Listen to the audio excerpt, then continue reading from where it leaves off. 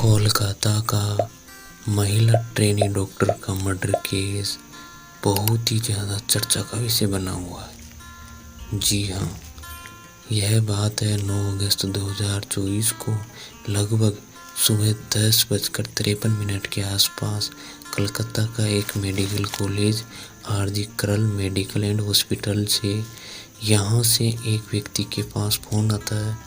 Phone करने वाले व्यक्ति ने कहा कि क्या आप लेडी डॉक्टर के पिताजी बोल रहे हैं? वे कहते हैं हाँ, मैं ही बात कर रहा हूँ। उनको बताया जाता है कि जितनी भी जल्दी हो सके आप हॉस्पिटल आइए, आपकी बेटी बहुत ज़्यादा बीमार है, ज़्यादा उसकी तबीयत खराब हो चुकी है। जैसे ही पिताजी ने यह बात सुनी तो पिता को यकीन नहीं हो रहा था कि बात क्या है। रात को तो मैंने बेटी से बात की थी, ये अचानक तबीयत कैसे ख़राब हो सकती है। ये सब सोच रहे थे, तभी फ़ोन कट जाता है और पिता ने वापस कई बार फ़ोन करना शुरू कर दिए, लेकिन कोई जवाब नहीं मिला। फिर बाद में एक बार फ़ोन उस व्यक्ति ने अटेंड कर लिया। तब पिता ने पूछ लिया कि आखिर मेरी बेटी को हुआ क्या।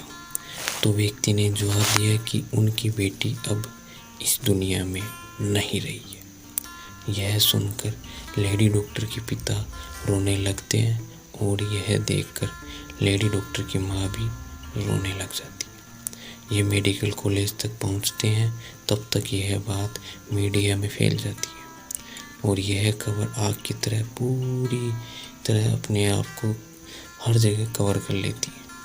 लोग सोचने को मजबूर हो जाते हैं कि आखिरकार ऐसा कैसे हो सकता है। यह निर्भया 2.0 की तरह ही हो गया है।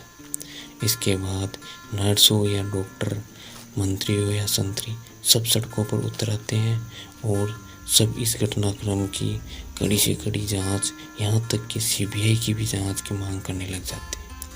फिर लेडी डॉक्टर के माँ बाप भी कैसे तैसे करके घटनास्थल तक पहुँच ही जाते हैं। धीरे धीरे इस घटना को जिस व्यक्ति ने इल्ज़ाम दिया था उसका चेहरा भी सामने आ जाता है। दरअसल यह घटना इंसानियत को शर्मसार करने वाली घटना है। इस घटना को सुनकर आप भी आश्चर्यचकित रह जाएंगे। चलिए इस घटना को शुरू से शुरू करते हैं। यह घटना पश्चिम बंगाल की राजधानी कलकत्ता से कुछ दूरी पर एक इलाके की है। उसका नाम है लाल बाजार। लाल बाजार इलाके में आरजी करल मेडिकल एंड हॉस्पिटल है। इसी मेडिकल हॉस्पिटल के जीस्ट मेडिसिन डिपार्टमेंट पीजी की एक ट्रेनी डॉक्टर थी।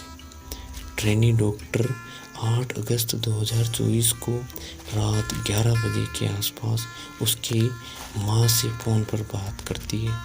माँ अक्सर अपनी बेटी का हालचाल पूछती है, तुम कैसी हो, खाना खा लिया है आपने या नहीं खाया है।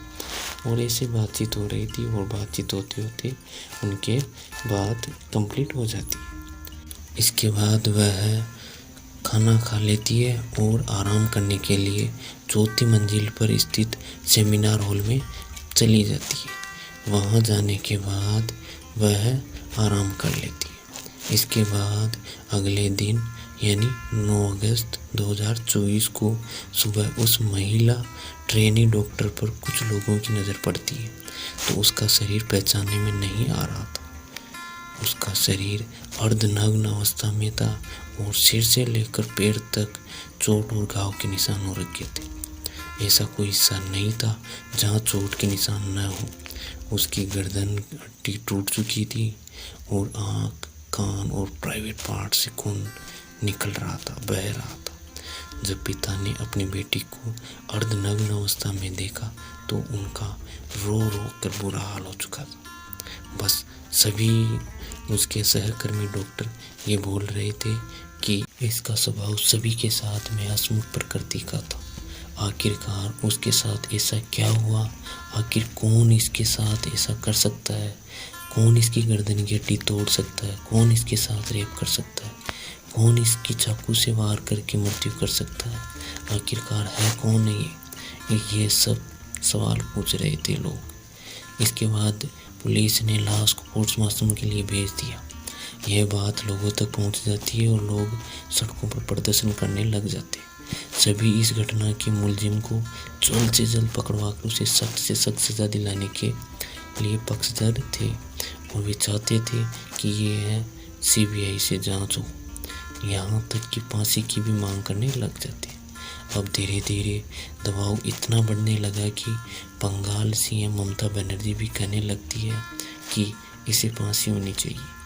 लेकिन मैं फांसी की पक्षधर नहीं हूँ, इसको सख्त से सख्त सज़ा मिलेगी। हम एसआईटी का गठन कर दिए हैं। अगर यह 7 दिन में रिपोर्ट नहीं सौंपेगी तो हम यह मामला सीबीआई को सौंप देंगे। फिर एसआईटी जांच शुरू कर देती है तो सीसीटीवी कैमरों के माध्यम से उस सेमिनार हॉल के इर्द गिर्द घूमने वाले 5 से 6 लोग देखने को मिलते हैं। तभी एसआईटी को ब्लूटूथ यानी ईयरफोन मिलता है। यह किसका होता है, इसकी जांच पड़ताल करना शुरू कर देती है एसआईटी। उस एरिया में शक में आए 5 से 6 व्यक्तियों को अपने अपने ईयरफोन ऑन करने के लिए कहा जाता है।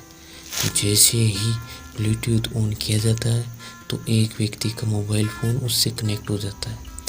उस व्यक्ति का नाम संजय राय था। दरअसल यह पुलिस कल्याण बोर्ड में सहायक के रूप में काम करता था।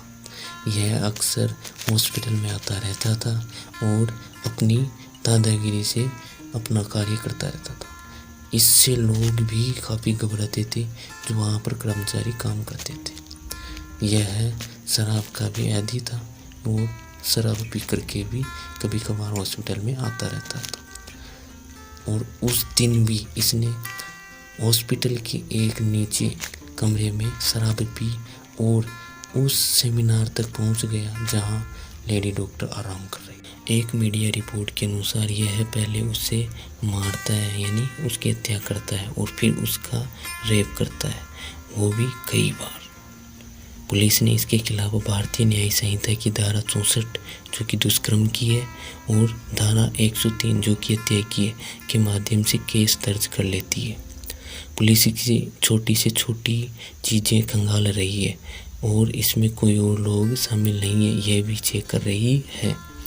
इस व्यक्ति को कोर्ट में पेश करके 24 अगस्त तक रिमांड पर भेज दिया जाता है कि आखिरकार इसने यह घटना क्यों अंजाम दी। इस घटना को दिखाने के पीछे हमारा उद्देश्य इस घटना से किसी की भावनाओं को ठेस पहुंचाना नहीं है। हमारा उद्देश्य आपको सचेत करना है। अगर आपको हमारी यह वीडियो अच्छी लगी है तो इसे लाइक कीजिए और अपने फ्रेंड्स के साथ शेयर कीजिए ताकि ऐसी घटनाएं घटित ना हो। और अगर आप हमारे चैनल पर नए हैं तो चैनल को सब्सक्राइब कीजिए। मिलते हैं फिर किसी नए वीडियो में, तब तक के लिए जय हिंद जय भारत।